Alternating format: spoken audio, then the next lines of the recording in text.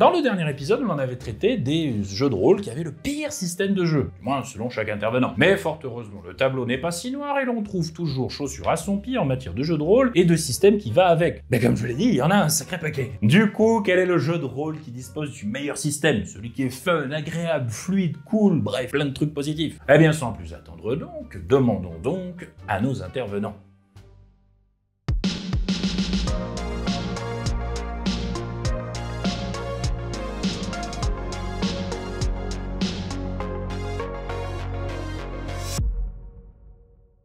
Alors, là, du coup, je vous ai noté les trucs que moi je préfère. Donc, je vous ai noté Cthulhu Dark. J'adore Cthulhu Dark. C'est très simple, très facile. On peut aller très vite à faire un jeu avec ça et à faire une fiche de perso. Et hop, on est parti. C'est l'aventure. J'aime aussi celui de Kemi Aventure en Égypte ancienne, un jeu de Cédric Chaillol qui participe aussi à Notes. Et là, on va me dire, bah dis donc, elle est pas hyper objective, la nana. Franchement, c'est comme ça. Moi, j'aime les systèmes simplistes. Et il se trouve que la personne a mis un système simpliste dans son jeu qui m'autorise très bien le truc. J'ai eu l'occasion de faire un actual play là-dessus et c'était super, on a adoré jouer avec ce système.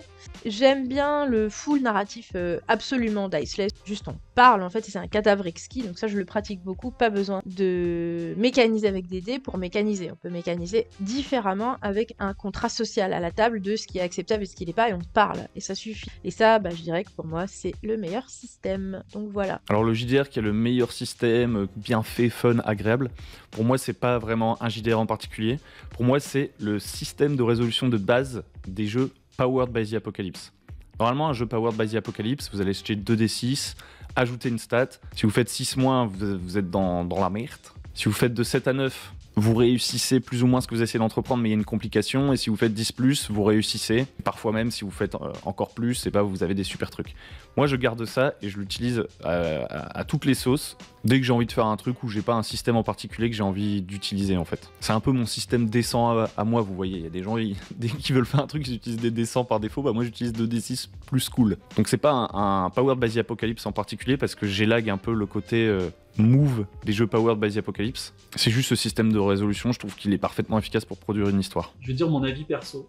Je suis stupéfait par l'excellence du jeu et en particulier le système de magie de Castle Falkenstein, que j'ai repris d'ailleurs partiellement dans Aria. Je trouve qu'il est excellent. Je trouve que le système de magie de Castle Falkenstein est fantastique. C'est un système avec des jeux de cartes, c'est un système de duel qui préfigure les jeux de deck building qu'on a aujourd'hui dans Slay the Spire. C'est du génie. En fait, le seul problème de Castle Falkenstein, c'est son setting steampunk qui est hyper niche.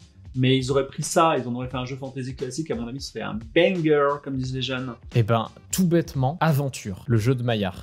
J'ai pas vu d'autres jeux, et il l'a plus ou moins repris dans ses autres jeux qu'il présente sur la chaîne Bazar du Grenier, hein, que ce soit Les Survivants, oui c'est ça, Les Survivants, les trucs comme ça, où c'est simplement une valeur, un jet de dessin, 3 caractéristiques, etc. Enfin, tout est très épuré et finalement, juste le jet, un jet de dessin rend le spectacle et du coup l'enthousiasme autour de la table très très fort. Et je trouve sincèrement qu'Aventure est un des meilleurs systèmes que j'ai vu parce qu'ultra épuré. Alors pour ça, moi je vais citer les jeux du type PBTA, comme Monster of the Week par exemple, ou les systèmes maison que personnellement je peux produire qui se rapprochent un peu du PBTA pour les bacs à sable de la chaîne. Grosso modo, on en tire en fait une palette d'outils très fun pour construire nous-mêmes le gameplay propre à son perso en tant que joueur, avec une interprétation vraiment libre des capacités du perso. Bref. J'adore. Et pour le MJ, on pose une intrigue de base, on met 2-3 éléments à droite à gauche et franchement les joueurs font le reste et c'est très très fun à jouer et à regarder. Le donjon de Nullbuck, voilà tout simplement, et je le conseille à toute personne qui veulent passer de très bons moments. Il suffit de trouver un MJ qui veut s'y mettre un petit peu, il n'y a pas besoin d'avoir des grosses compétences pour me jeter, ni même pour y jouer, hein. Vous pouvez très bien la faire très RP comme rester très classique. Voilà, c'est un jeu de rôle très permissif, très agréable à faire et qui permet vraiment de bien rigoler. Alors moi je vais parler du système qui se présente justement comme Fun, Fast and Furious, c'est Savage Worlds. Donc Savage Worlds c'est un système de jeu générique donc, qui n'est pas lié à un univers et où les compétences ne sont pas caractérisées par une valeur mais par un type de dé. Si on est mauvais on est au D4, si on est bon on peut aller jusqu'au D12 et le but c'est de faire au moins 4 pour réussir le jeu. Déjà c'est un système que je trouve très cool parce qu'on utilise un petit peu tous les dés alors que j'ai toujours été frustré dans mes parties de Donjons & Dragons d'avoir le super beau set de dés et finalement n'utiliser que le D20. Ensuite, c'est un système qui est très fun parce que les dés sont dits explosifs, c'est-à-dire que si on fait le maximum au dé, on relance et on additionne le résultat. C'est toujours une satisfaction de faire le maximum et de continuer à relancer pour augmenter son résultat et potentiellement aller chercher des prouesses qui sont un peu l'équivalent des réussites critiques. C'est un système qui, dès que je l'ai sorti, a toujours fait l'unanimité et tous ceux qui l'ont découvert en étaient très contents. Alors, on a le fameux système descend qui est assez basique, classique, que tout le monde apprécie, qui est à base de pourcentage et qui est ultra rapide, voilà, qui s'effectue très rapidement, mais je trouve qu'il peut manquer de dynamisme, ce genre de choses. Moi, clairement, le système de jeu que j'affectionne le plus, c'est le Year Engine, issu de Mutant Year Zero, que je vous ai parlé il n'y a pas longtemps, et hormis ça, qui s'est réadapté à énormément d'univers, comme Tales from the Loop, comme Alien, avec la mécanique de stress qui s'est ajoutée, mais tout ça, c'est tiré du même jeu de rôle, c'est le Year Engine, donc c'est un système à base de D6, avec une affiliation compétence-attribut qui permet de faire un pool de dés, et plus si on a un 6 c'est une réussite, plus on a 6 c'est une réussite, etc., avec la mécanique de relance, ce qui permet vraiment voilà, de créer de l'enjeu et tout, et puis c'est d'une simplicité folle. Si on a des dés spécifiques avec un symbole sur le D6, c'est d'une fluidité absolue. C'est clairement mon système de jeu préféré. Sans compter. Et puis de toute façon ça se voit, hein, c'est répercute sur énormément de jeux.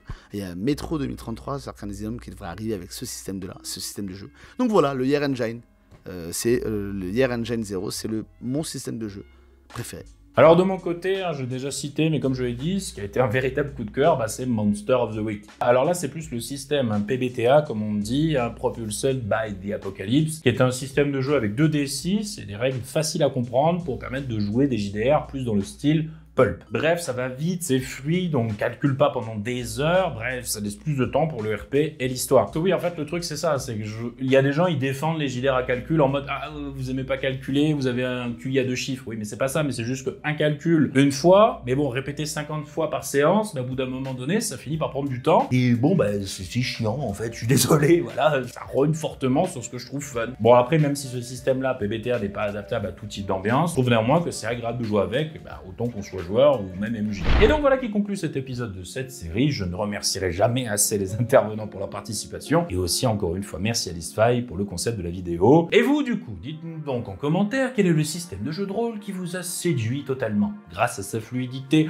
son aspect bien pensé et à son style à nul autre pareil. Quant à moi, il ne me reste plus qu'à vous souhaiter une très bonne journée ainsi qu'une excellente semaine. On se retrouve dans 15 jours avec l'épisode 8 de cette série. Comme toujours, et oui, les traditions, que voulez-vous, je m'en vais vous dire que c'était le scénario. Ciao, bonsoir, les studios.